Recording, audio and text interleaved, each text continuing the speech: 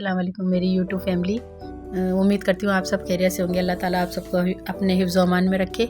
बिस्मिल्लाहिर्रहमानिर्रहीम। आज हम बनाने जा रहे हैं कैरी की खट्टी मीठी चटनी। उसके लिए हमें 2 किलो कैरी ले लिए और उसके छिलके उतार के ये कट कर लिए हैं। थोड़ी सी अभी रह गई हैं आपको दिखाने के लिए। ये अभी हम कट करते हैं फिर आपको दिखाते हैं।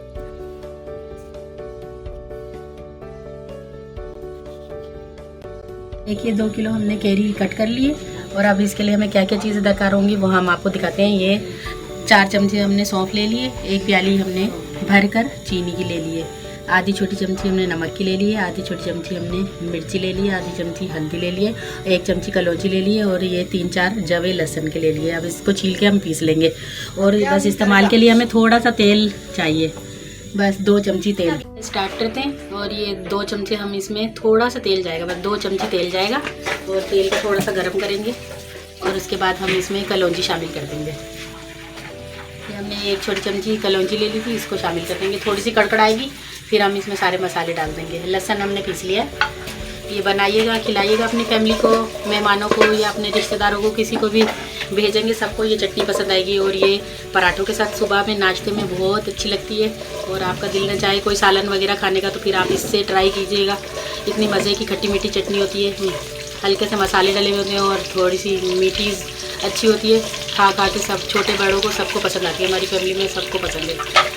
ये हो जाए कड़कड़ा ले, बस इसके साथ ही हम सौंफ डाल देंगे। इसमें सौंफ को हल्का सा भून लेंगे, सौंफ को भी इसी के साथ ही हल्का सा भून लेंगे और उसके बाद हम सारे मसाले इसमें शामिल करते हैं।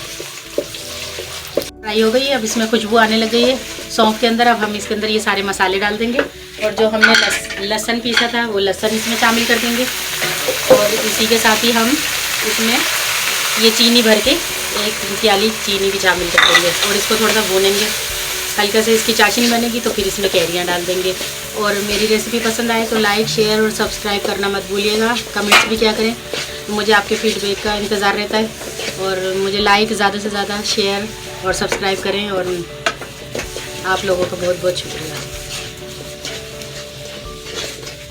देखिए अब चीनी थोड़ी सी मेल्ट हो गई, मगर हम ये कैरियाँ भी इसके साथ ही शामिल कर देंगे और हल्की आग पे इसको पकने के लिए छोड़ देंगे। चीनी अभी अपना पानी छोड़ेगी और ये इसी पानी के अंदर कैरियाँ भी गल जाएंगी और इसमें शाइन भी बहुत अच्छी आएगी क्योंकि हमने तेल डाला है ना, हल्का सा तेल डाला है, इससे इतनी शाइनी बनेगी।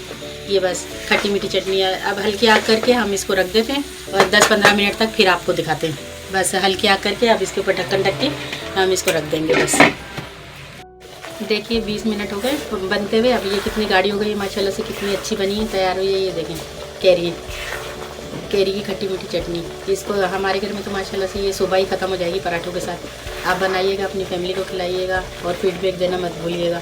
मुझे लाइक, शेयर और कमेंट्स करना भी मत भूलिएगा। अब ये मैं आपको डिश आउट करके दिखाती हूँ। बस फाइनल लुक ये अब बिल्कुल तैयार है। चूल्हा हम बंद कर देते हैं, बस बन के तैयार हो जाए। ये मैंने डिश आउट कर लिया।